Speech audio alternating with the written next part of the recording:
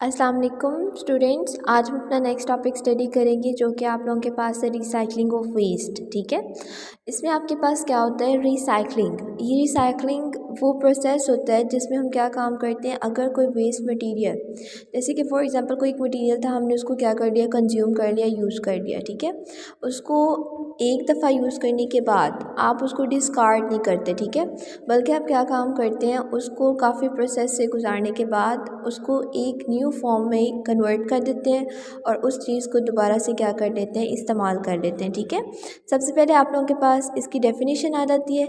In recycling some of the used और waste materials are not discarded after their initial use but are processed so they can be used again. ठीक है, इसके बाद आपके पास purpose क्या है। The purpose of recycling is to conserve source such as raw material and energy.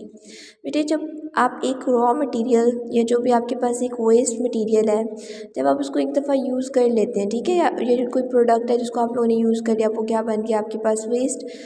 जब आप इसको दोबारा से रिसाइकल करेंगे ना, या इसको किसी और फॉर्म में कन्वर्ट करेंगे, तो उसका जो वॉल्यूम होगा ना, वो पहले से क्या हो जाएगा, रिड्यूस हो जाएगा। ठीक है, इसके बाद आपने याद रखना है जो मोस्ट कॉमन जो डोमेस्टिक मटेरियल है जिसको आप लोग बार बार रिसाइकल करते हैं, वो आपके पास पेपर है, प्लास्टिक है, ग्लास है और एलुमिनियम है। ठीक है, इसके बाद बेटे आपके पास जो मोस्ट कॉमनली जो लार्जेस्ट आइटम आप लोग रिसाइकल करते हैं, वो आपके पास क्या है, न्यूज़पेपर।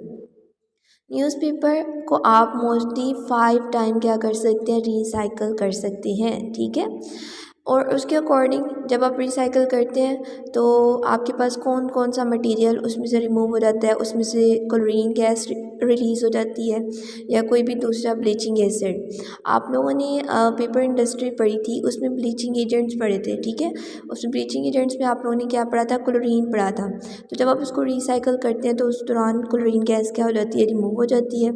या तो कोई और ब्लीचिंग एसिड्स, इसमें आप लोगों ने हाइड्रोजन पेरोक्साइड पढ़ा था। ठीक है, या आपके पास क्या था, हाइड्रोजन परक्लोरेट था। इसमें आप लोगों के पास क्या था, इसके साथ साथ कोई ऑर्गेनिक एसिड, उसकी भी क्वांटिटी आहिस्ता आहिस्ता क्या हो जाती है, कम हो जाती है। ठीक है, जब आप उसको क्या करते हैं, एक दफ़ा रिसाइकल करते हैं।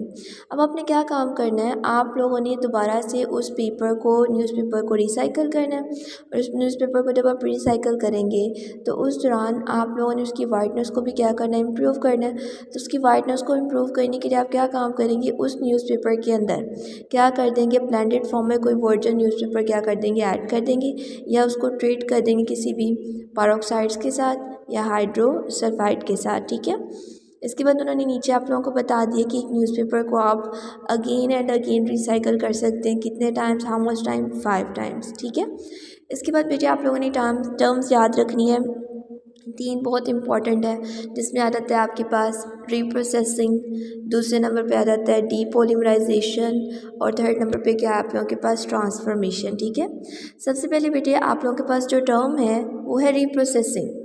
रिप्रोसेसिंग में आपके पास क्या काम होता है कि आपके पास फॉर एग्जांपल कोई भी प्लास्टिक है, आप लोगों ने उसको क्या कर लिया, यूज़ कर लिया। अब आप लोगों ने क्या काम करना है, उसको रिसाइकल करना है। जब आप उसको रिसाइकल करेंगे तो प्लास्टिक को क्या करेंगे, मेल्ट करेंगे। ठीक है, दोबारा से, और उसको किसी और डिफरेंट प्रोडक्ट में क्या कर देंगे, कन्वर्ट कर देंगे। फॉर एग्जांपल कोई एक मटेरियल था, उसको आप लोगों ने क्या काम किया, रिसाइकल करने के लिए किसी और प्रोडक्ट में क्या कर दिया, कन्वर्ट कर दिया। तो ये टर्म क्या कहलाएगी, रिप्रोसेसिंग। ठीक है, इसके बाद इसकी एग्जांपल आ जाती है आपके पास जो ओरिजिनल यूज़ है, जैसे कि पॉलीस्टाइरीन। पॉलीस्टाइरीन को हम किस लिए यूज़ करते हैं, for the manufacturing of form, packaging, cutlery, furniture etcetera. लेकिन अब हमने क्या काम किया, इसको रिप्रोसेस किया।